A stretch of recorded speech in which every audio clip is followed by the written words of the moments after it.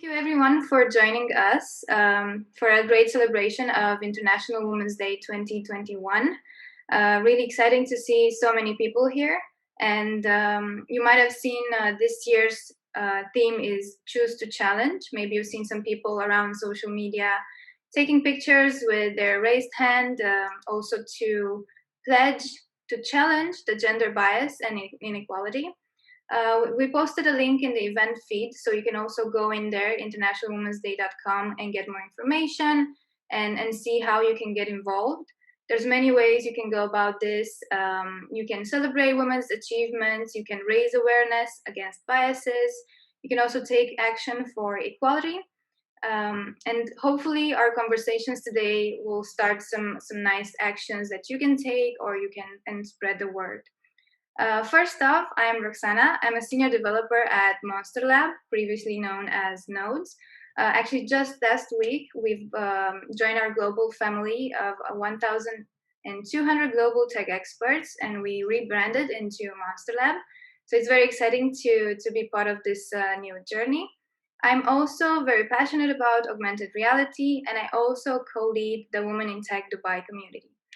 Women in Tech Dubai community is a UAE-based professional group that is focused for us to create a safe space and a community for women in tech. We are focusing a lot of our events on more technical topics. For example, we have boot camps. This year we had a workshop on React, a workshop on Flutter. So we're trying to bring experts on those topics to share their knowledge and inspire our community. And I'm actually here. I can see some of my other colleagues here in the audience. Hi Ming. I hope the others are also here. And actually this week we celebrated a very interesting milestone, and that is that we reached 500 members in our meetup group. So it's very nice to see the positive response we have for this community. And if you want to join and learn more about this community, there's also a link in the event feed, and you can always reach out to me if you have any questions. I'm happy to answer them. Today we have an incredible panel of local leaders in the tech industry, and we're going to go over a lot of interesting questions. We put together a list of questions that is specific for each of the speakers, so we make sure that we take advantage of the little time we have today here. And if you have any questions for one of the speakers or for all of the speakers, you can write them in the chat. We'll make sure to collect them, and we will also have an open Q&A session at the end. So we will be able to go through those questions at that point. Also, a few other practical things. We will be recording this session, just so you know. And we will be able to share it afterwards.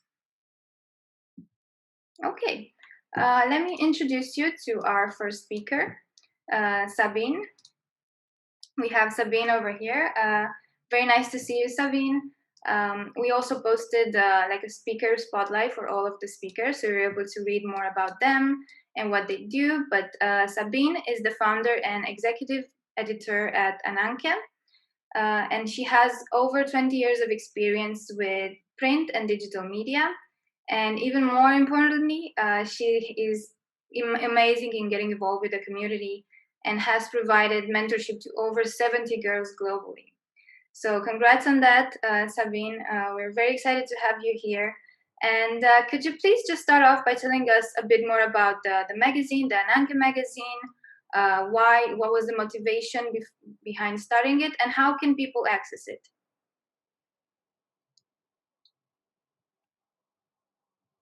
Let me unmute you. There you go. Hi, Roxana. It's a pleasure to be here among these amazing trailblazers. Happy Women's Day to all of you who are listening, participating, attending. So a little bit about Ananke. It is a digital platform empowering women through awareness, advocacy, and education. And it basically started back in 2012, 2013 when I was interviewing movers and shakers of the corporate world for Gulf News and Khaleej Times, which were mostly men. So it basically got me thinking, why not showcase more female trailblazers, document their achievements. And that is how Ananke came into being in 2014, to showcase female trailblazers as role models for for aspiring women to emulate. And from there, it evolved into a platform where we trigger conversations about not just women's participation, but inclusion and diversity, how important that is. And it eventually led us to launch a digital capacity building program called Empower in 2016. And through that, we were privileged and honored to mentor and train more than 70 girls all over the world. That's something in a nutshell. It's very nice, thank you. And how can people get access to the magazine? Well, it's a digital platform. You just need to type www.anankemag.com, and the website is there. We have social presence, so at anankemag on Facebook, Twitter, Instagram, and you can also send us an email at media@anankemag.com. So we're very accessible online. We've also got a Vimeo channel by the name of Ananke Magazine, and we also publish special editions on special occasions, such as Women's Day or Day of the Girl, or we also published a magazine on to mark the International Day for the elimination of violence against women. So we are basically covering every topic literally under the sun, but with a gender lens, because I think it's really important to focus on these really important things like sustainability, like gender equality, but you need to have a gender lens to it, because we see now how important it is to look at it inclusively, because the world that we knew before the pandemic, that wasn't working. So if we don't have that lens, the way forward would be really difficult. Okay, thank you. And we'll make sure to maybe also post all those links in the event feed so people have quick access to it. And as I mentioned before, you've done an incredible job with mentorship. So I want to ask you, why is mentorship so important, especially when it comes to underrepresented groups like women in tech? So I think, empowerment comes in many forms, and there are many levels to it. There's the advocacy bit, there's the awareness bit, but if you really want development to happen, then you have to you have to work at the grassroots, and that is by providing training, providing an opportunity to women and girls to come on board and have a safe space where they can get involved, don't and they're not shy, they're confident to do something. And when it comes to mentorship or our capacity building program, which is called Empower, it started with just one girl who was based here. She was from Morocco, and it started from there. And literally, we've mentored and trained girls from Kenya, Nigeria, Malawi, Somalia, Belarus, China, India, Pakistan, and the list goes on. And being digital, even before the COVID-19 happened, it made us see, when you bring a diverse group of girls, and it's these girls can be as young as 14 and 15, and they can be as old as over 30. But when you have that mix, and you make sure to let them see that learning is beyond language, beyond culture, beyond race, and you make them see that, it's all about having that, you know um, passion for learning and the ability to learn. That's what matters. And I've seen how, these girls, in our group, in our capacity building program, how they have, you know grown. One of the girl was selected afterwards. The journey continues. She's an MIT solver. There was another one who was selected for a tech women program, and the list literally goes on. But what they got from that mentorship is that confidence, to speak, publicly, to interact, to engage, and be humble also. And the sky was the limit because of that journey they took. That mentoring journey that they took. That's very nice to hear, and very inspiring. To give us maybe like an example of what kind of initiatives you have in this internship, what actually happens. Okay, so our cohort 2021, it started in January, and it's going to finish in April. And we do two things. We give them a virtual, platform where they can work, on different topics. Right now, the interns are working on, their theme is, the theme that they're working on is future of work and gender. And they have the opportunity. We've got three groups. One is the content group, one is the social media group, and one is the events group, which are, of course, they're interlinked. So one group is interviewing Melissa Sassy of IBM, who's a rock star herself.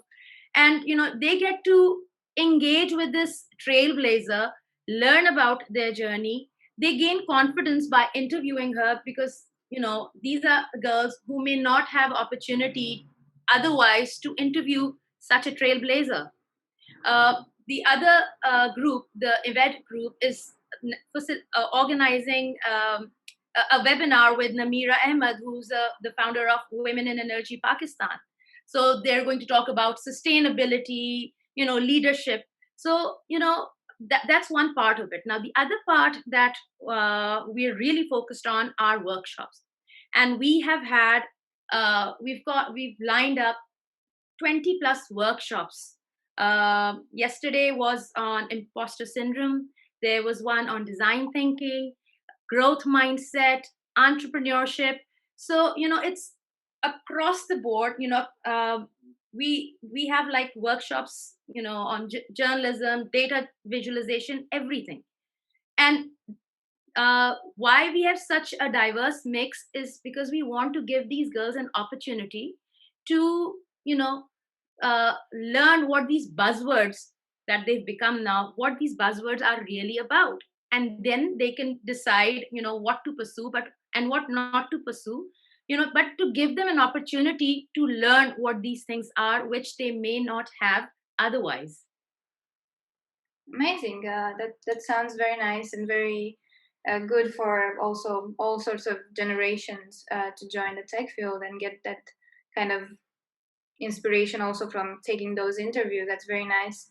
My next question for you is that actually inspired by a few months ago, we both participated in an online dinner with other local females in tech and just leaders in the region.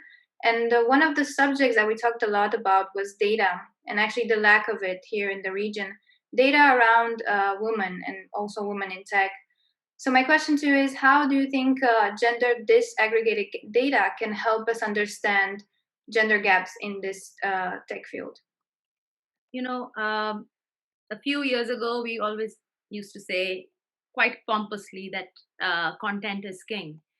But now,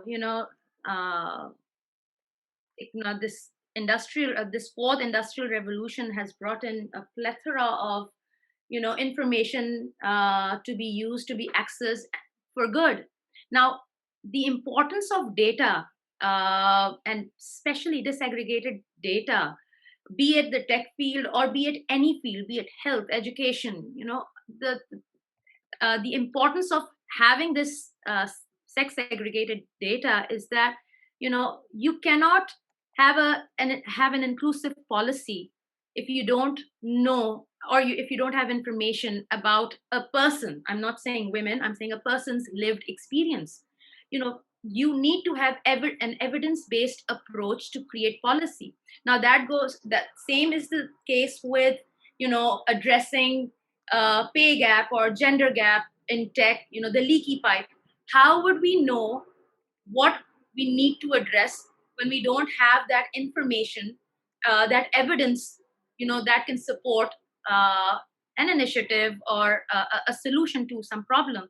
I was doing some research, and I came across this Deloitte article, which and it quoted this woman, a product manager of a tech company, saying that she was talking about participation of tech female tech speakers at conferences, or the lack of it. And she basically said, you could assess low participation by just going to the bathroom at these tech conferences, because there's very little, few women are basically in the bathroom, or there's no line, as opposed to male bathrooms. And that, what is that? That is information, that is data. How can you address an issue of gender gap when you don't know, or you don't have that kind of information? So basically, you need information to have an evidence based approach to a solution. That's a very good point, and I think it kind of opens up my eyes also on this topic. And we always think that data is important, but we never think that this kind of gender data is that important also. Um, Very good points on that. And a final question that I'll have for all the speakers, as the theme for the International Women's Day is choose to challenge. I want to ask you, how will you continue to challenge gender biases and inequality in tech? I think what I do is, apart from raising awareness, is also, you know, uh, listening to the other person, acting on it, not reacting to it. Because at the end of the day, you need, the theme that Ananke works on is realizing an inclusive future. And an inclusive future is one that is a tolerant society based on social justice, social good. So how I move forward is by raising awareness, by working at the grassroots level, in development, so that I can maybe take do a little bit, which may be a little bit for me, but for the person I'm impacting, it may be huge. So step by little step, baby steps, but that is how I want to move forward. And I think tech is the way. It's the way we can empower, as we've seen now. And with the COVID pandemic, I keep on referring to COVID, but we've seen the impact the digital world is having. So I think it's really important to leverage technology for good. Thank you very much. Very well put. And if you have any questions for Sabine, make sure to put them in the channel, in the chat. We'll have a session in the end. Thank you. Now we'll go into our next speaker, which is Sana. Hi, Sana. Hello. Hi, Roxana. Thanks for joining. Just to also to give you an introduction, Sana is a tech talent expert and founder of Crank Recruitment, that's born out of the tech ecosystem and is helping the digital economy win the war for top talent. She loves to work with women in tech and help them in their professional journey, as tech world needs more of empathy. Thank you for joining us, Sana. You have a very incredible journey also in this field, and you actually switched your career path and started your own tech recruitment agency. So I think it's very interesting to learn what was your motivation behind it. Well, first of all, thank you so much for having me here. It's really a pleasure, and especially on the Women's Day. So a very happy Women's Day to everybody, and you as well. Um, how I took the decision to start my own recruitment agency, I think it was born really out of the need. And there are many digital agencies in UAE, and I was working for Delivery Hero at that time. And when we were scaling and growing up very, very rapidly, we had to go to the available digital agencies in the market. And unfortunately, they really lacked the luster when it came to placing engineers and product talent. So we were really, really struggling, and we had to work internally and side by side go to Europe to get the recruitment agencies from there, as we were also hiring globally. So basically, I wanted to have an agency that can address the demand for specific tech talent, whether it is in back end, front end, full stack, DevOps, security, or automation, etc.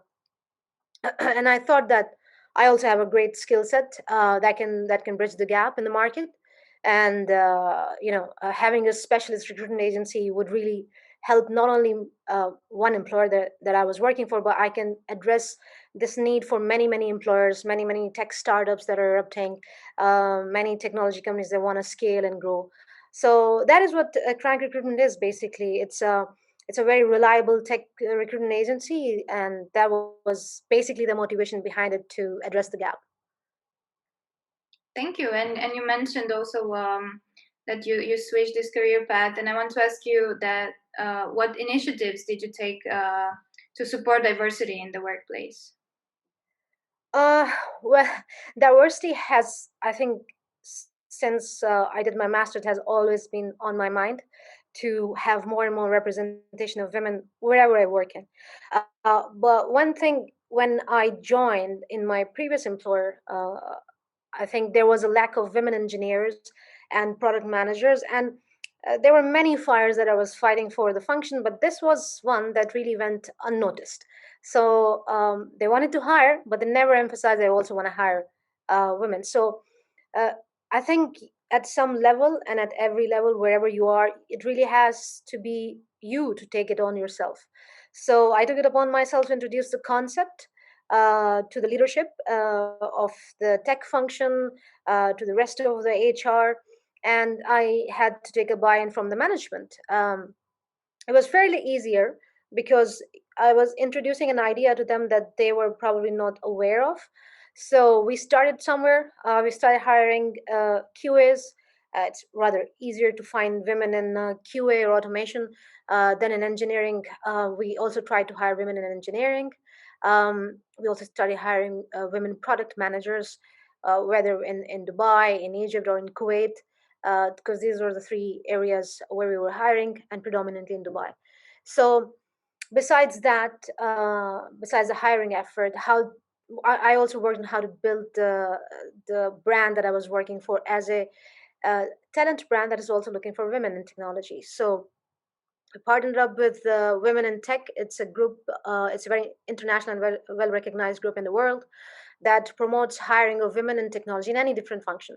So we had an event with them in 2019, in February 2019, basically, in Twitter head offices. So we brought in a lot of tech companies within the region, and also used Women in Tech as a platform where we had so many women come in, and we introduced ourselves that we were hiring, we were looking for engineers, etc.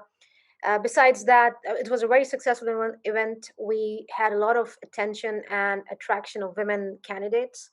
Um, Later down the line, I also partnered up with the product school in their Dubai chapter, and the idea was to promote the employer brand as a tech talent brand, and to attract more and more candidates as we were scaling very fast. So this also helped, and eventually in a year we had increased the number of women in tech by 17%, where when I started we only had two women and there were none in the way office. So this is specifically for the tech function. We had women in all other functions, sales, finance, marketing, but this was one which was very dry in terms of women representation. Thank you. Very interesting to hear about your efforts to challenge, right? To choose to challenge the woman in tech. And actually, when we talk about diversity in the workplace, a good place to start is in the hiring process. Have you ever seen any pushback from companies in the region when it comes to women applicants for like tech positions? Actually, there is a shopping list where they would want to hire women engineers, but you can't just have a desire and not a plan. You have to have a plan in action.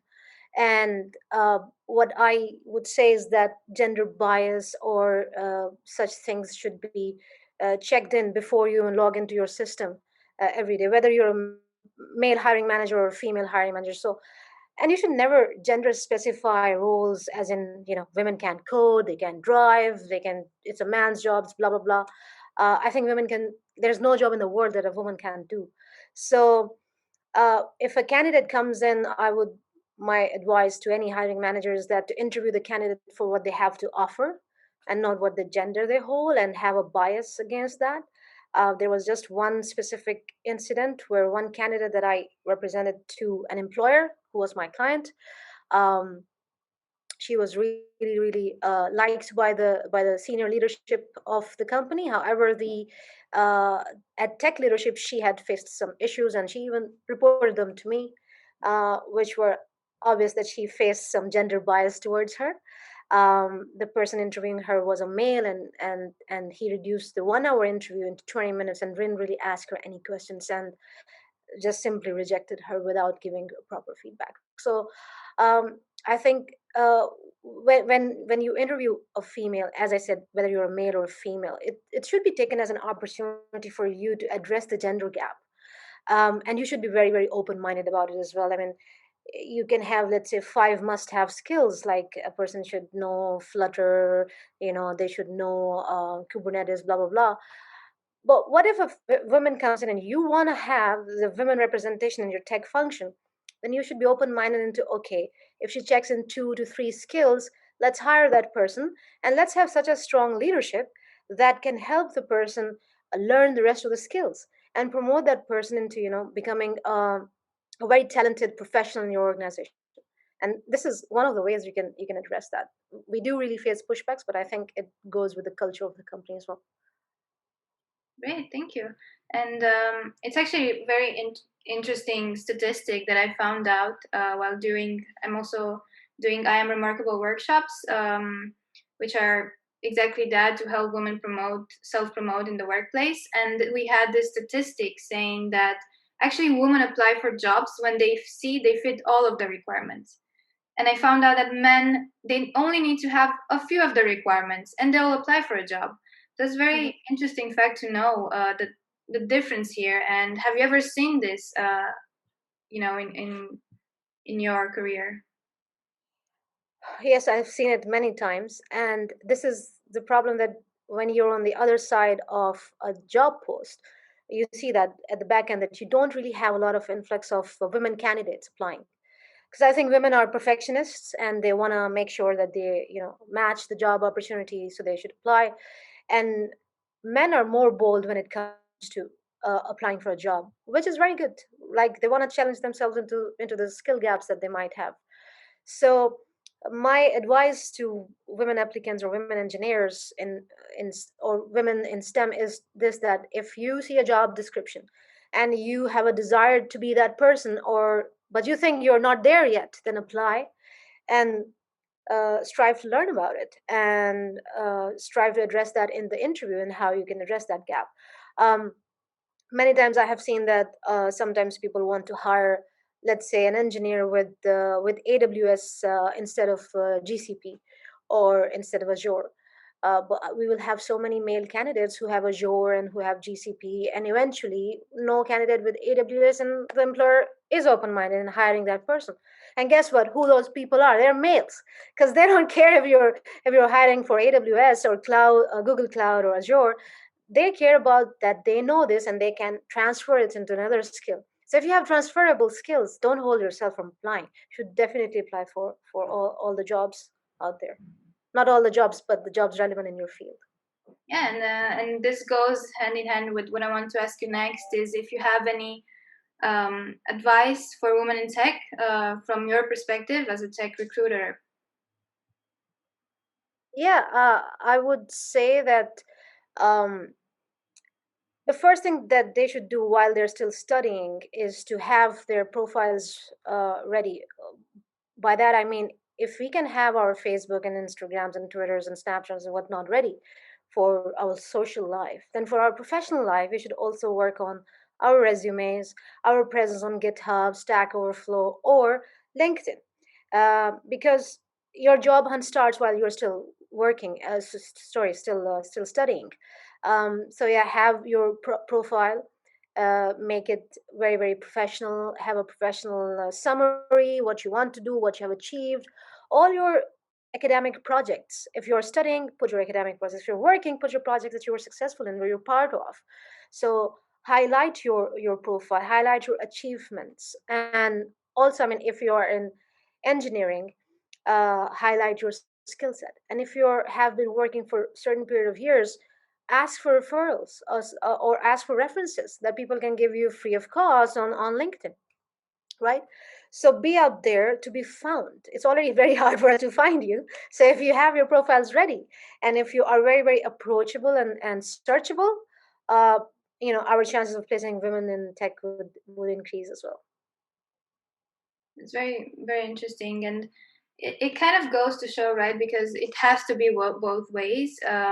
We need to have those initiatives to support diversity in the workplace, but we also need to encourage women to apply for all those tech jobs, even if they don't fill all the requirements, because that's the reality. It's never like you need to have every single point.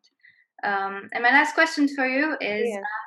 how will you continue to challenge gender biases and inequality in tech? Well, I think even before we go into addressing the inequality in tech, we should also address it at academic level. We should promote engineering. We should promote STEM for women students. We should encourage them, and we should never ever discourage them from studying something that they think they can be better at, or they think they have a desire for. Um, and to address the gender bias, since I'm on the outside, I'm not at the employer level, but I think what an organization can do is push for diversity at the top. It should come from the organization's leadership. They should really do a granular search of their company and see where there's a gap, and then they should have a plan for it. Because um, for technology, the lack of gender diversity, um, it does not enable innovation to its fullest potential, because you have one segment of gender addressing 100% of the population socially. For example, there is a male who is producing an app for a 14-year-old female who might have very different interests or likings and dislikes, etc. So what I mean to say is that gender diversity does impact results at the end of the day. And if you cannot really find tech talent, or female tech talent, then you have hiring and culture issues which need to be addressed. Check if there is actually a plan to address the gender diversity. Enforce a quota at the top of the funnel. I mean, why I'm calling it funnel? Because usually companies call it manpower plan. It should not even be called manpower plan. It should be called a hiring plan, or a funnel, right? So if you have women engineers, then you should set an example, as you need to have more and more women role models to inspire women engineers. And if you don't have women engineers in leadership, then work with them, promote them, and make them become the role models that other women can look up to, look for. Yeah. Thank you very much. I can already see that we have some questions for you. We'll get back to them in the end. And uh, thanks for joining, and thank you very much for your input on those important subjects. My pleasure. Our next speaker, let me just put her over here in our pin her. Hi, Shada, can you hear us? Yes, I can. Hi, Roxana. Can you hear me? Yes. Just give me a moment over here. Sure.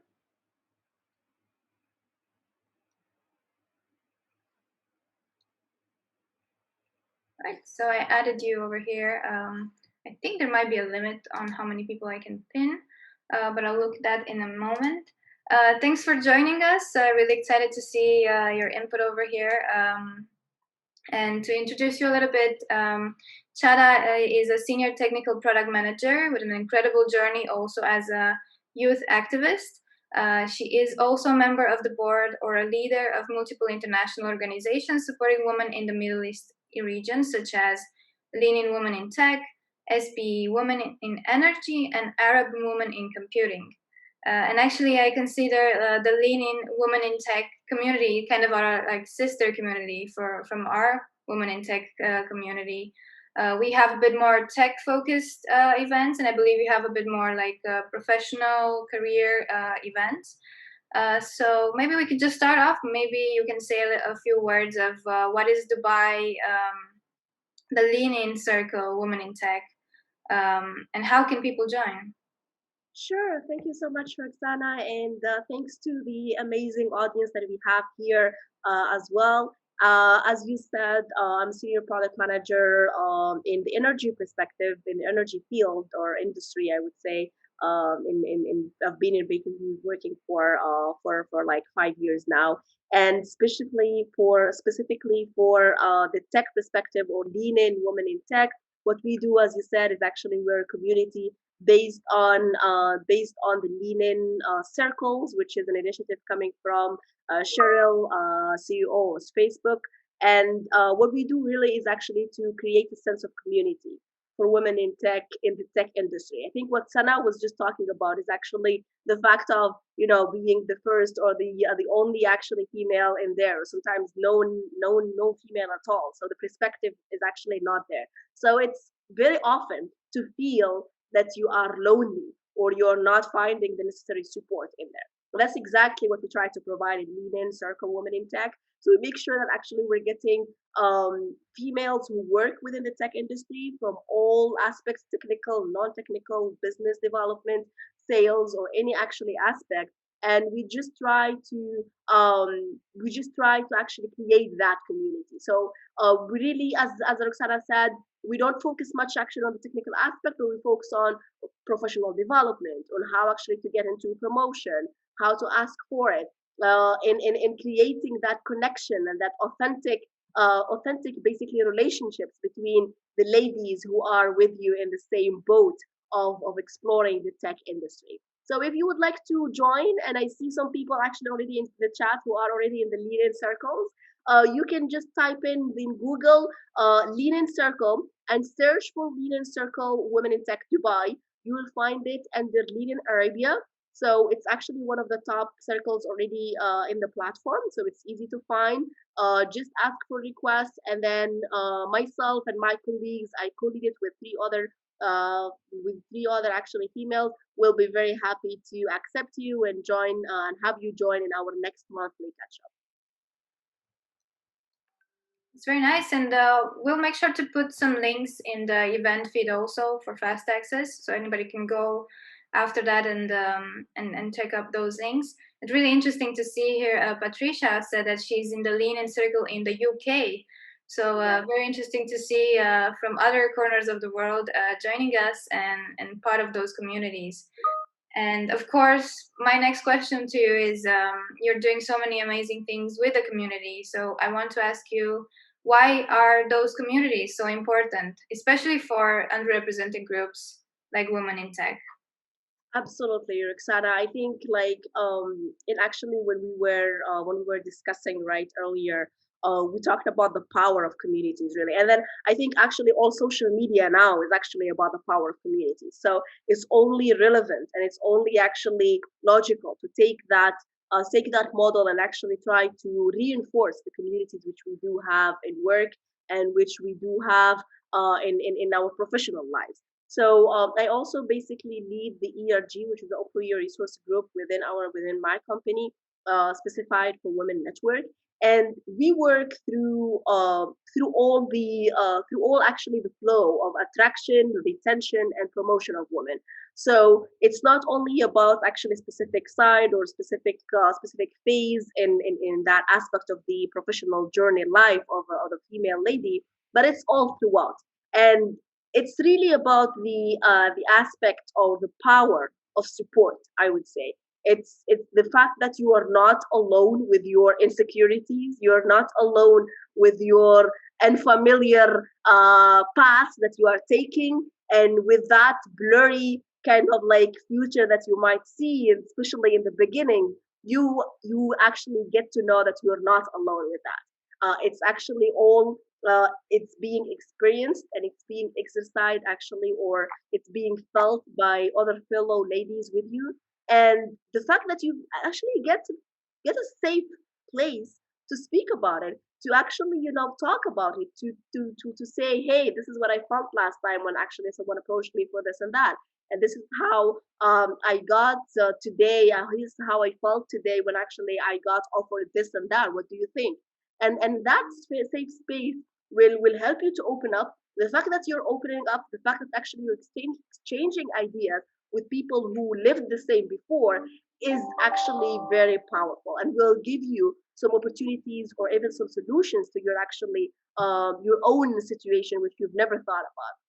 And this is exactly what we're trying to do throughout women in energy, or women in women in tech, or actually within my ERG, or also in as part of the Arab Women in Computing. I'm trying as much as I can to create those kind of communities, to actually provide that support for these ladies at different steps and different phases in their professional lives, and so that actually they can take on more opportunities and they can really shine themselves. Someone, I'll just end up actually on this one. Someone asked me this question and was like, "Really, why are you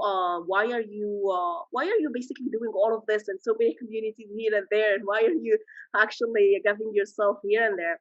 And I literally asked her, I was like, I grew up in a place where actually I saw so many girls missing out on opportunities just because they did not have actually the support needed. And I don't want to actually, see this in front of me and have the ability to do something about it and not do something about it. And I think this is exactly what my choose to challenge that actually I took years ago. That I do not want to see women missing out on some great opportunities just because they did not have the support needed at that time. It's just that boost of confidence, just that safe space to share something, just that tap on the shoulder, like, yes, you can do this. That's all sometimes what's actually really needed for women to shine and for women to be actually in the leaderboards of tech industries and everywhere. And this is exactly what we're trying to do. And this is exactly what Lean In Circle does, and why it's important to have those ERGs, and why it's important to be with these female employees all the way from actually looking for a job, attracting them to as an employer, having them retained, and then also promoting. Like hearing you talk with so much passion about those communities, just it's very inspiring. And that's exactly like, you said it in the best way possible. Those communities are so important. It gives you that inspiration, it gives you that motivation to do things, because we have knowledge nowadays. There's just like, you can find hundreds and thousands of courses how to become a developer or how to get into tech, but what is difficult to find is that inspiration. And of course, it is a bit more difficult now with the communities because of the pandemic, and we have to do everything online. But I remember before the pandemic, where we were able to go and meet up, and just so many people would join. Even after a very long day of work, they would still come to those meetings, and we would have such a good time. And I would go home like, smiling all the way.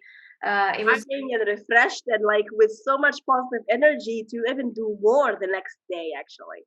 Yeah, exactly, and just kind of inspire each other. And also, Dubai is so international. There's so many of us here that we don't have perhaps our support system from like our family and friends from our home countries. So it's also an opportunity to meet up with other, and have this support system. It's really good, and I encourage everybody to join those communities, even if you want to join, to get something out of it, or also maybe to join as a mentor. You can always participate. And we were talking a bit about the pandemic and how it affected us. Maybe you want to give your opinion on how was this switch between, doing everything in person, and now we're doing everything online. Definitely, I think Roxana, this is something that actually really the pandemic just brought actually forward the attention to the power of communities. I think it's just basically only then we kind of like woke up one day and we are no more able to meet and we're no more actually able to have those little chit chats and stuff like that, and only then we actually got, oh wow, that was super important. Actually, I had people to talk to about actually some professional challenges or some issues in here and there. So it's really the change that happened with the pandemic and the switch to the virtual world just empowered and reinforced the power of communities and how important really to have them, and even throughout actually someone's career, how it's important to invest in them and to invest in the relationships that actually you get through those communities.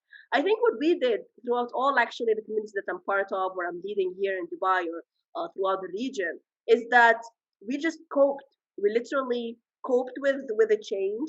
We if we are actually moving to virtual, then we're going to move our connects to be virtual as well. And even actually the interactive aspect, we're now having, it's all over now, right? Actually Zoom games and like how to how to have an interactive meeting and how to have icebreaker online. So we're all taking actually those tools and those initiatives and making sure that we're capturing them over in our communities so that we can really keep up with the pace of actually that connection. We're not losing that touch, or we're not losing that connection. I think really the future of work, the way we see it, is going to go to be hybrid. It's no more just actually me and you being in office. Definitely, we're already seeing the e-learning actually booming. We're already seeing actually how the digital transformation not only tripled or quadrupled, but actually multiple six and multiple 10 in so many countries and in so many industries. So the same thing I think for those communities and for all actually the ERGs, the employee resource groups, and those who are, I'd call them culture builders and culture enablers within those companies. It is so important for them as well to see how we can have those innovative ways of enforcing our cultures within the companies in a way that is actually very impactful and getting actually the results that we need. So this is again, it's just as I said, it's a call for actually remembering how important it is, the power of communities, and why it is also important for us to actually invest as much as we can whenever we have a chance to actually be in that in some of That's very true. If there's like one positive thing that came from this pandemic is it made us realize all those personal connections that we had before and the chance to go and meet up with people. And I think it's going to be really interesting to see all those meetup events after the world is healed. I think we're going to have like 100 people joining, like even the smallest meetup group. And exactly, even if it actually has nothing to do with them, just join. Yeah, and it's actually a fun thing is that tonight for the Women in Tech Dubai community, we're having a virtual escape room, just to show like how we're trying to find creative ways to keep the community engaged. And my final question to you is, how will you, because of the theme of the International Women's Day, how will you continue to challenge gender bias and inequality in tech? That is the long-awaiting question that actually I think the all the panelists and myself are actually eager to answer. I would say today, or actually, as I said, I was saying this actually this morning, that today is a reminder that as a reminder that we celebrate women, and we celebrate us 365 days. We're not actually just actually having those efforts just one day on the year, but it's just a reminder that hey, this is what we are doing. But in fact, throughout actually the days, throughout the years, we're striving to make sure that actually we're making our best to help and support women in their workplace and actually everywhere else, to be the best of themselves, to be able to grasp and have those opportunities whenever actually the opportunity comes in, and to be prepared for them as well. So I think my personal my personal pledge that I take is to continue doing what I'm actually doing today every single day. To continue striving the same way, with the same passion, with the same energy, not only one day, but actually 365 days throughout the year, to actually fight inequality and to fight the unconscious bias and to support my fellow women in their career journeys wherever they are. Thank you very much. Thank you. Very inspiring as always to talk with you and kind of get this excitement going. All right, we'll go to our next speaker, Priyanka. Let me see if you have. Yes, you can unmute yourself. Yes. Perfect. Just to give you like a brief introduction to Priyanka, she is an engineering leader at Tribal Scale. She started her career as an iOS developer. She graduated with honors in computer engineering and grew to lead teams that would release apps affecting millions of people on a daily basis. And actually, to kind of go from this introduction to my first question to you, there's a very big discussion nowadays in the programming world, right? Self-taught and having a bachelor degree in computer science.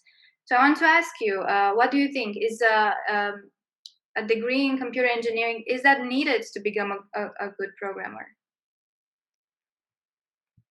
Awesome. So firstly, I just want to start by saying thank you, Roxana, for including me today. And it's amazing to be part of this panel alongside these amazing and inspiring women. So, and happy Women's Day, everybody.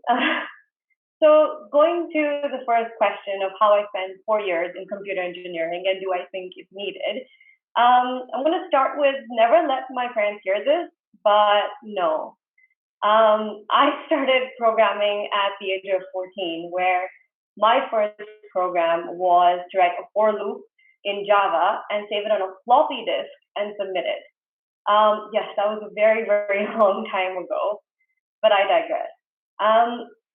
I think having a degree in computer engineering teaches you a lot of really important life skills. It teaches you about hard work. It teaches you about stress management, teaches you how to manage a 40-hour work week at a very young age. And it also teaches you on how to code in a variety of languages. But it specializes you in a particular language. So for me, that specialization was primarily C++. But it also teaches you basics of object-oriented programming languages, networking, hardware languages, if you choose to do so, and so forth.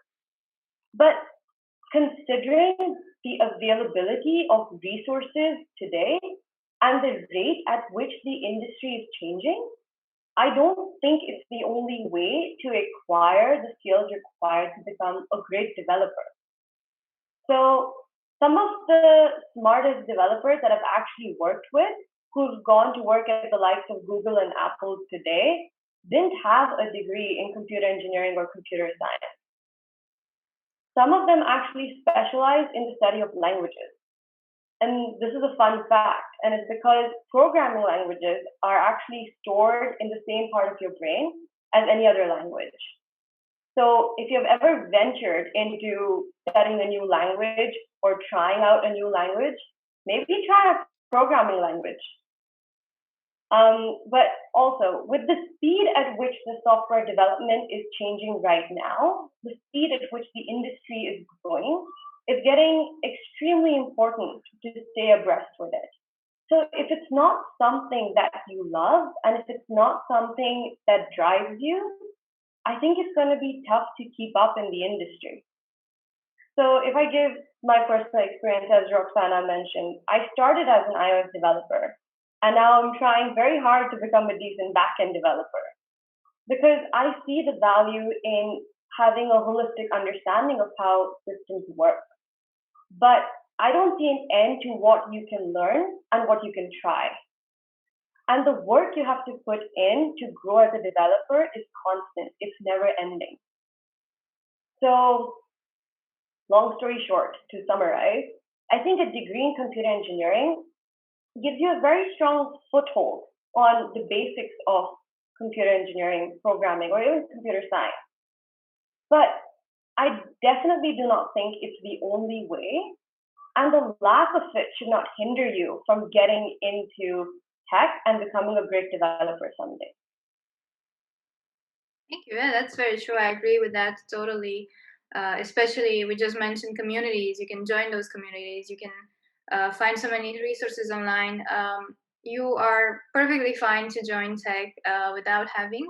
Sure, it's good in different ways, but it's good to kind of send this message across because so many are intimidated to join the tech field because they think they don't have a degree. So, and that's definitely not the case. Another very big topic when it comes to the field of technology and women is the imposter syndrome. Um, Basically, just to say what it is the idea that you only succeeded because of luck and not because of your talent or qualification. This is something that a lot of women in tech tend to have. And I wanted to ask you, have you ever experienced this? And if yes, how did you overcome it? Yeah, so most definitely yes. And I think a lot of people on the panel have already brought it up to a certain essence. But so I looked into imposter syndrome to truly understand why do we feel this way? Is it a personality trait that is based on having anxiety or nervousness, or is it a workplace bias that's causing this feeling? So there's actually a lot of conflicting evidence on it. So I'm going to base this on my understanding of it, which is I think it's a mixed bag of everything. It's your environment as well as the exceeding expectations that we put on ourselves. So, I mean, it was stated that 70% of people have experienced imposter syndrome at some point in their life. And Canadian Women's Foundation did a research where they found that only 14% of grade 10 girls stated that they felt self-confident. And we have renowned women like Viola Davis, Michelle Obama. They have admitted to feeling imposter syndrome themselves. So what I'm trying to get at is that if you've ever felt this way, be kind to yourself because it's a natural. But there are things that I've done over the years to overcome this, and I continue to do them on a daily basis almost.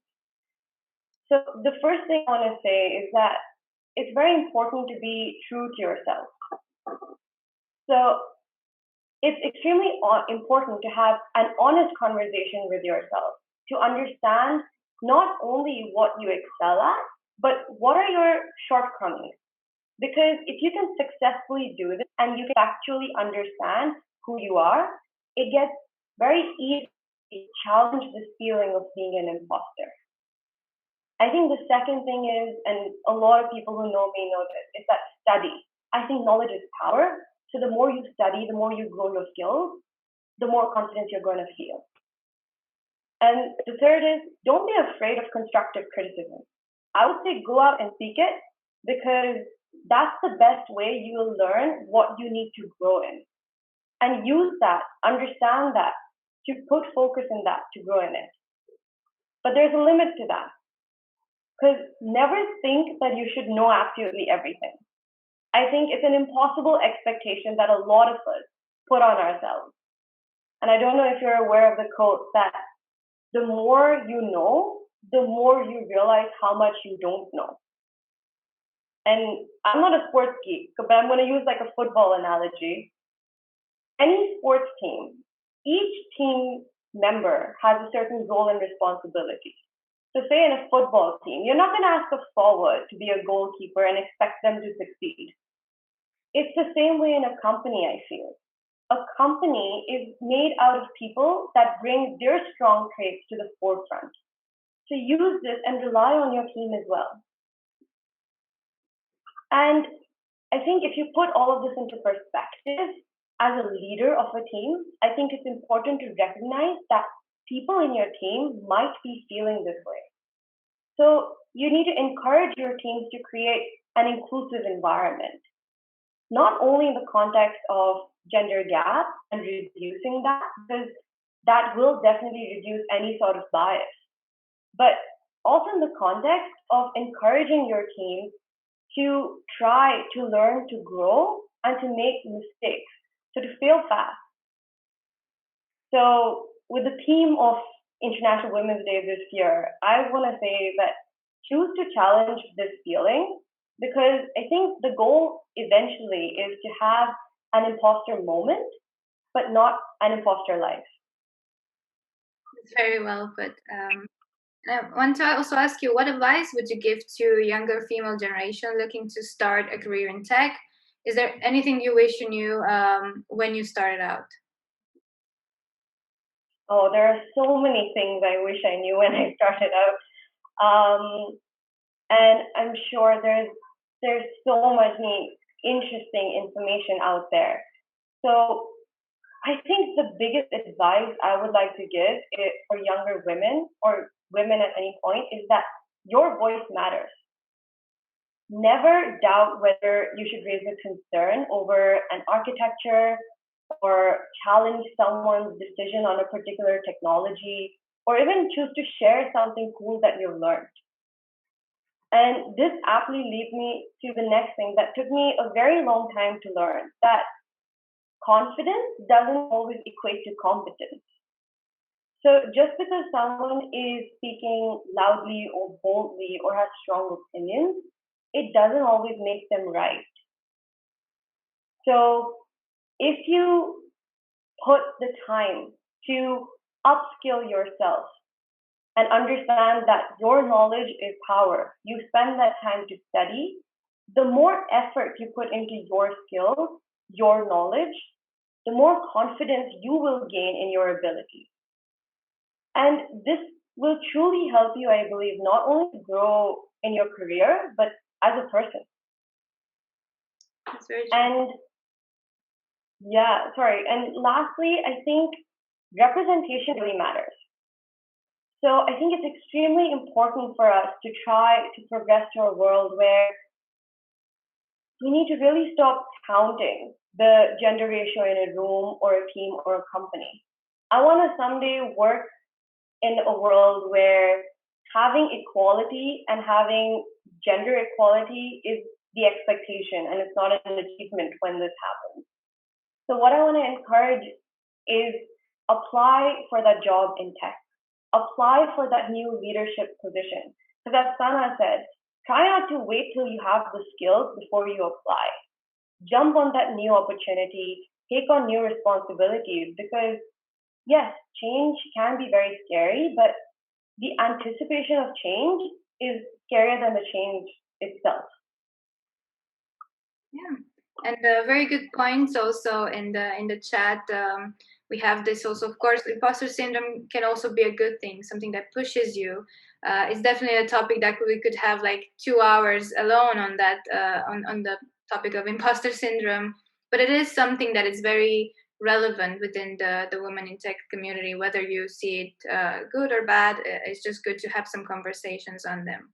And my last question to you is, how will you continue to challenge gender bias and inequality in tech? Oh, I've been very interested to learn from what everyone has had to say in this panel, and I'm so glad I'm a part of it so I can learn everything. I know this was said earlier, but I also see a lot of value in it. I think it's very important to have a seat at the table. We're seeing a lot more women join the industry, and it's because we're seeing a lot more women that are getting into STEM. But what I feel is that the higher we grow, the bigger the gender gap we're seeing. So this is something that I really want to help change. I want to inspire women and push women and to take on more responsibility. The second thing is that, and this is something I constantly work on, is I want to provide my team equal opportunity in all aspects. So it's removing all positive or negative biases that are based on any gender at all. So where your growth and opportunity is purely based on your skills. So it makes everything very objective and neutral. And I have just one last thing, which I know this might be trivial to some people, but I think it makes a big difference. And it's that the pronouns that are used when you address developers or you address user stories or a task or even your code, try and put an effort to make those gender neutral or gender inclusive. Because it might not sound like a big deal, but I think it makes an effect subconsciously of how people look at teams or developers or code. So, yeah. Yeah, that's something to think about, because so many times we tend to write documentation and we just say he is doing this, or it's always like yeah, it's thank you very much for your input. If you have any questions, just put them in the channel, in the chat. We'll try to see if we can follow some of them at the end of this session.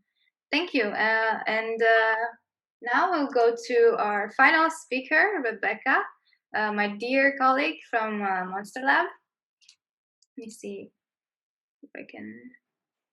Hello. Yes, we can hear you. So just to give you an intro on Rebecca, she's the Executive Delivery Director for Monstarlab UAE. As I mentioned, we work in the same company, and we actually, all the women at Monstarlab had a chat like a month ago. What can we do to do something in the women in tech community? And we came up with the idea of this event. So Rebecca has also been involved putting this event together. She spent 18 years working with global clients to help them achieve excellence in the agile delivery. And I have some really cool questions for her also. My first one is, do you feel there's a bigger need for empathy in the workplace, given the challenges, especially of the last year? Yeah, I think we need to shift the focus onto ourselves as being feeling animals, right? And not just autonomous machines. In this region particularly, and it's not to say anything against our colleagues in any other region, but we know we work a longer working week. You know, we're pushed very hard. It's not all, you know, brunches and Prosecco yacht parties, right? It is hard work, and it's not wrong to admit feeling anxious or stressed out with work, or, you know, the world as it is now, or life in general. And I think the issue that I find is ensuring that there's an appetite within organisations to focus on understanding emotional intelligence and empathy, and building that empathy in their management teams, because we need to engender a top-down approach, a much more human-centric approach to leadership, you know, now more than ever, really. Yes, and it's a very good topic, right? The whole topic of empathy, and also in tech with less women in the leadership position. Do you think we see this empathy lacking more in the workplace? Yeah, I think there is a misconception that women are more empathetic than men. I think certain studies suggest that women score higher in EQ tests, and there's a question of whether, you know, there's social conditioning that plays a role as a woman, having a high propensity for empathy because they play the role of mother, wife, sister, nurturer. And I took a line from, so recently we did an understanding emotional intelligence course. I set that up for myself and my male leadership team here in Dubai, and we got a heck of a lot out of it. But in the course material, I took the line out of it that said, studies show women as being more aware of their emotions and men being more self-confident and able to deal with stress better. And I find that distinction quite harmful. I think it's that continues to help perpetuate these misconceptions. You know, burnout, anxiety, depression, these things don't distinguish between gender or age or ethnicity.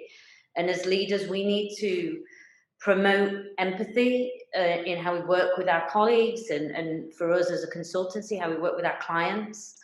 And the signs of stress, you know, they're not easy to see in anyone, regardless of gender, and we need to get more tuned into that, I think. Yeah. Are you working on your own emotional intelligence? Yes. I think actively we've all got to do this kind of self-development. It's not, as I said, just about working life, but I think in my youth, in my younger career, I actively pushed myself to be more assertive in a male-dominated tech environment.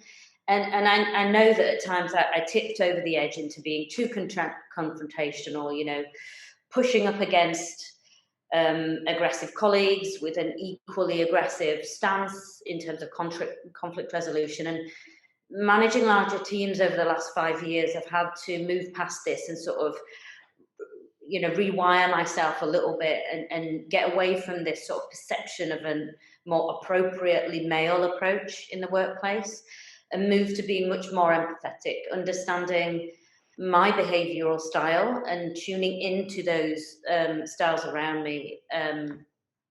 My CTO a few years ago, my male CTO a few years ago, who was, you know, very in tune with this kind of thing, he recommended a book called On Emotional Intelligence by Harvard Business Review, and it's sort of a little reminder to me. I always go back to it. If I feel like I could have handled something a little bit better, I need to kind of remind myself. And to even know if I've got something, you know, a big conflict or something stressful that might be coming up, to prep myself. Because I think, again, we've recently done a Clifton Strengths Assessment, which has helped me to better understand myself, but also I've done that with my team. And it gives a more holistic view of oneself rather than looking at that kind of old school Myers-Briggs, which I just hate. You know, you're an introvert and you're kind of judgy. I find it sort of spits out a problematic stereotype as opposed to a positive roadmap for self-development. And there's much better tools these days to kind of shift your mindset and just help support you and, you know, everybody that you work with really in that respect. Yeah, that's true. And those are two very good, like learning about emotional intelligence and even those Clifton strengths are very good tools if you want to learn more and if you want to get those extra skills that, you know, would help you as a woman in tech and would support you to get what you need to go. So very good points on that. Also, maybe you can share some of those resources also in the event feed. Maybe recommendations on some books. And also my final question to you also, how will you continue to challenge gender bias and inequality in tech? I think, again, just increasing that propensity towards looking at the individual and looking towards how our team can work together for the benefit of the whole by focusing on emotional intelligence and empathy, you know, leading by example and supporting myself to be better and learn, but supporting my leadership peers who are 95% men. But for us to have a sense of the fact, as people have said before, right, it's not about gender, really. Yes, there's a question of equality, but building empathy should knock down the negative perceptions or the misconceptions and help tackle things like imposter syndrome and balancing it, I suppose, our view of that. Right. And yeah, thank you, Roxana. Thank you. And we have a few more minutes also for a Q&A session. I'm looking over through the chat. And first off, I just want to thank Patricia. She's been sharing lots of resources in the chat. Really amazing. We'll save those and share them in the event feed so everybody can have access to them. And one of the questions I have for all of you, you know, it's very important that we encourage the younger generation to join the tech field. And we do have a question here, like how can you support or influence the younger generations to get into this field? And feel free to unmute yourself.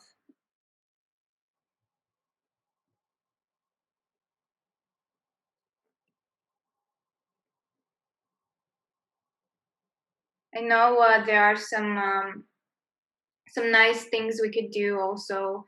Perhaps go into universities and have some sort of talks there also would be really useful, and just try to reach out to the younger generation and kind of show them like what it means to be in tech, because not oftentimes you get to know at that young age. And maybe Sabine, I know you because you are working with the younger girls. Have you seen how is it, when you go to talk with the younger generation? I think you mentioned like 14 years old. How do they see this world of tech? Are they kind of afraid to get into it because of all the biases? Actually, no. I've worked with girls who, we're very presumptuous to think, that girls from underserved communities or girls from the global south, they would be intimidated or, they'd lack confidence. But that is not the case. It's quite the opposite. I've seen girls, when we mentored and trained them, they were quick to learn, quick to ask questions. They just need that space, that opportunity. The result is magical. One of the girls, we just found out she was accepted on scholarship at London School of Economics. So I think it's all about encouragement and giving them that space where they can thrive. And I would also echo Sana Alam when she said that we need to encourage engineering, all the STEM fields education, the STEM field educations at a younger age. And it also goes beyond that, encouraging girls to play with trucks and stuff that is considered a boy plaything. So it starts early on, and it needs a lot of encouragement from us. And because you're also here in the talking right now, I can give you a question that we have for you in regards to the sex aggregated data.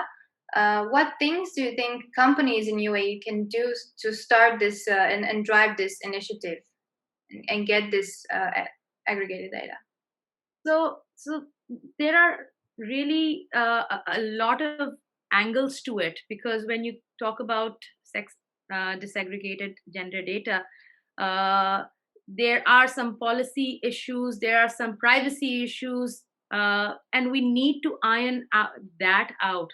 That needs to be ironed out. And it is the responsibility of the corporate sector and the state, to work together to get the ball rolling. So it's not really easy, to answer that, because you need to have, when you're talking about care work, a lot of women in tech and in other profession as well, they find it difficult because of care work responsibility. So getting that information, which there are privacy issues, especially in our side of the world. So we need to work together with the state, with the corporate sector, together, and iron out these details. Then comes the data part. Once those details are ironed out, and that also includes standardization, how the data is being taken, right? Because then there's another question of bias in data. Who is actually getting that data and how it is being fed? So there are a lot of questions, and we need to sit together and work on that. I hope that answers.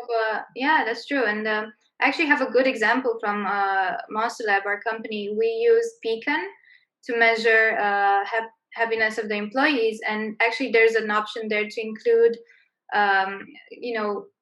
questions like this, how you identify in terms of the gender. Of course, always giving the option to say I prefer not to answer, to respect that kind of privacy. But it gives and we go and ask different questions, even educational background, many things that would show us the diversity of our team, because that's when you can know how you can go in and fix kind of those gap issues. And also, whenever we do surveys or be a part of such service, the easiest way is to have that level of anonymity in to begin with, so that women, and it's not just related to women, anyone can feel uncomfortable giving data, because now, there is a huge issue about privacy. So it's something that shouldn't be taken lightly. So we have to move forward very wisely to deal with the situation. Great, thank you. I'll go to a couple of questions for Sana. We have a question here. If you ever hired, promoted, or vetted a woman just as a diversity candidate, as opposed to being the right fit? This kind of puts you on the spotlight, but Yeah, I'm happy to answer that because we did hire a person who was not yet ready for the role that we wanted to hire that person. So the company created another position which was a level below that. So instead of hiring a female candidate as a product manager, we hired that person as a product specialist. And eventually, after year and a half, she has become ready to take the job of a product manager. So what I'm trying to say is this: that if you have the right mentality and the leadership, and they think that let's hire a person for the good things that they check in for, or take the boxes, and see if that person has the right mindset and the right soft skills to be able to learn the rest of the gaps, and we are also able to provide that environment which is helpful for them to learn and helpful for them to nurture their skills for growth. So why not? I mean, if your organization has the right mindset, has the right culture, has the right environment, and you're also open-minded to hiring people who lack some skills, but you can definitely grow them on later on. So yeah, you can hire them. Yes, there was just one incident, and thank God I have that incident to support my own argument that yes, we should hire people, and we should be open-minded sometimes when we are addressing gender gap. And another question for you is, what advice you have for women who had a career break and want to restart work? Well, I think career break can come for many reasons. Sometimes it's for maternity reasons. Sometimes it's maybe you're just taking a sabbatical, you're going for vacation, taking care of an elderly. So whenever you're coming back into the career, don't just rely on your resume, or don't just rely on your professional profiles. What I suggest is to increase your chances of getting interviews is to network with people and reach out, and don't ever question yourself, oh my god, I have been only doing that, and 6 months have passed or a year have passed, how do I get back into the work field? So just ask yourself the right questions there. What are you good at? What are your skill set, and how you can leverage those into getting attention of the employers into speaking with you. So yeah, networking is very, very important, and going out of your way is extremely important. Whenever somebody is a job seeker, even if you're working and you're an active job seeker, you don't network and you don't have an outreach campaign, it really becomes hard for you to change jobs, you get interviews. So networking is very important, and yeah, you should know your skill set, etc. Thank you. If any of the other speakers would like to say anything on this, feel free to. Priyanka, just to check, can you unmute yourself, or do I have to do that manually? Okay, you can unmute yourself. No, I can do it now. Thank you. Yes, I will check a bit to see if we have any more questions. I know there was somebody who wanted to ask a question. I'm trying to find them in the chat. I gave her the permission if she wants to unmute herself and ask the question directly. Otherwise, she can also post it in the channel. Feel free to do that.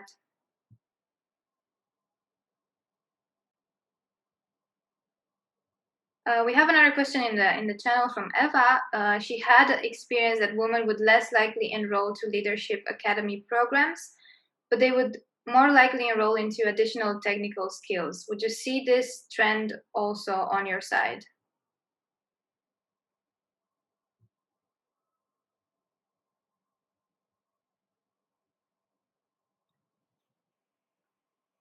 This was kind of related to Priyanka's talk that maybe, like studying those kind of things formally is not really.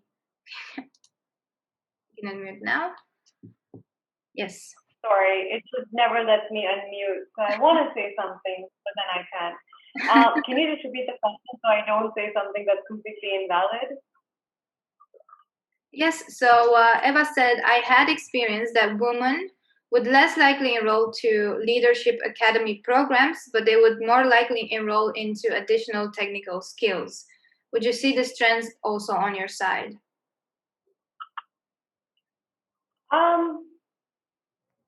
This is a very interesting question, and I think it kind of also relates to what Sam mentioned when she was speaking about how women expect themselves to be perfect. There's a level of perfection that for some reason women expect, and they expect themselves to know everything. So I think it's important, and not saying only women feel this, I'm sure men also feel this to an extent. But for the sake of this panel, I think what we need to start encouraging is for women to apply for the leadership roles and try to take that new opportunity to grow, because you might be a great fit. The skills you have just might be good enough. You don't have to know absolutely everything to grow into a leadership role. You grow into a leadership role, trust your managers, trust your team to also understand whether you'd be the right fit, because being a leader is not only about technical skills, it's also a lot about your emotional empathy, how you speak, and how you can lead different people. So those are the kind of skills which you can't really grow by studying. So I'm not sure if I've answered the question or just given some more advice, but basically it's don't strive to be perfect and know everything. Yes, thank you. And of course, we can continue the conversations in LinkedIn. Anybody can follow up with more questions there. And I'll just have like a final question here. And if you cannot unmute yourself, just put your hands up and I'll try to do that.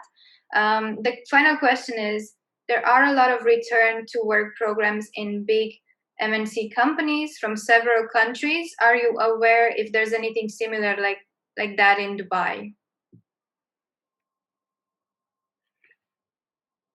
And I actually wonder here if Sana knows. Could you repeat the last part of the question? So there are a lot of return to work programs in big companies from several countries. Are you aware if there's anything similar like that in Dubai? If there are any companies that support those kind of programs to support you to get back into work? No, I really don't think there are companies who are actually encouraging people to get back into work. However, when somebody is going for some maternity leave or a leave of absence for a particular reason, they do have them as still employed, unpaid. However, and whenever they have the right time, they can get back into work. But having a specific program that encourages them to come back and join the workforce, I'm not sure. I don't have that data right now. That's a very good, maybe actionable point for all of us to go and research and try to bring that into the companies where we work at. All right, thank you very much to everybody for joining this, to the speakers, and final happy International Women's Day. Hope you celebrated in a nice way. We will post all those links into the LinkedIn feed, the event feed. And if you have any questions, I think you can also put the questions over there. So thank you very much for joining us today. Thanks for hosting, Roxana.